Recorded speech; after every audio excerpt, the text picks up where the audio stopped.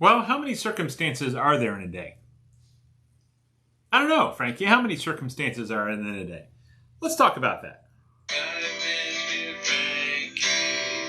5 minutes with Frankie. 5 minutes with him to talk about the Lord. Yeah.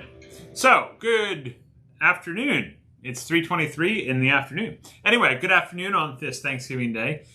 So how many circumstances are there in a day? Let's count.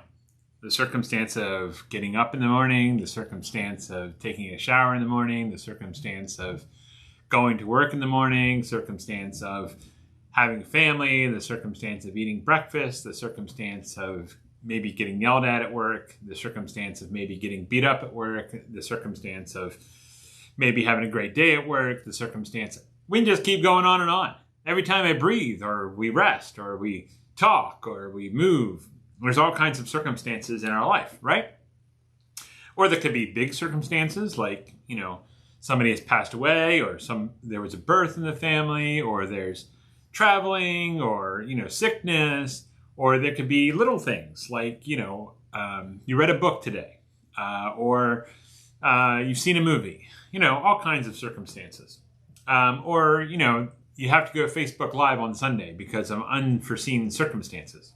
By the way, anybody who's watching this, Sunday is no in-person service.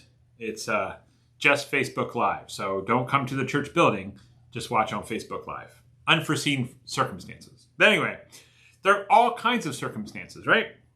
Well, in 1 Thessalonians chapter 5, verse 18, and this is God's will, there's very few scriptures that actually spell out this is God's will for you. And one of these is 1 Thessalonians 5:18. Everybody's like, well, what is really God's will for me? Is there a specific will for me, or is there a general will for me, or is it all just up in the air? Well, there are scriptures that say this is God's will for his people. So when we go into this is the will of God, okay? So, it actually spells it out pretty clear. Not much interpretation here. Okay, so here we go. Give thanks in all circumstances. Now, it doesn't say give thanks in good circumstances. It doesn't say give thanks in bad circumstances. It says give thanks in how many? All circumstances. So, that's kind of weird. Why would you thank God for the bad times and not just the good times? Well, because the bad times have shaped you. They've shaped you in maturity or perseverance or your mental health or emotional. They've maybe gotten you stronger. Maybe they've gotten you to a certain point in your life. Maybe because of this bad circumstance, you went in this direction in your life. So there's all kinds of reasons to be thankful for. Now, sometimes we don't see that thankfulness as we're going through it, and we're kind of grumbly, or complaining. But it says give thanks in all circumstances. No matter what the circumstance is. And then it says, for this is God's will for you in Christ Jesus. So for in Christ Jesus, this is God's will. Hey, Katie. To be thankful in all circumstances. So the circumstance of reading a book, the circumstance of, traveling, the circumstance of getting a flat tire, the circumstance of somebody passing away. So in all circumstances, in all reasons, we should give thanks. Not just only on Thanksgiving, which sometimes could be up and down like a roller coaster, but it says in all circumstances.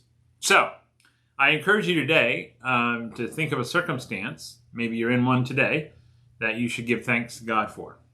We're thankful for our family, we're thankful for food, we're thankful for where we live, we're thankful for clothing.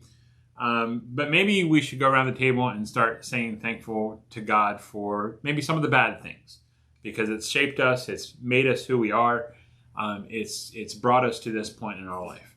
So, maybe, just maybe, this would be a start of a holiday tradition to give thanks for not only the good stuff, but the bad stuff too.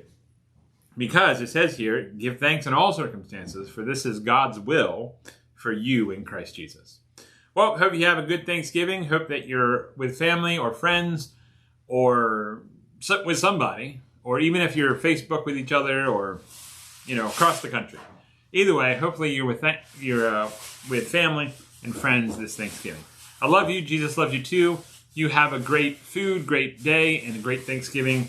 I'll see you tomorrow sometime. Maybe not in the morning, but sometime. Goodbye.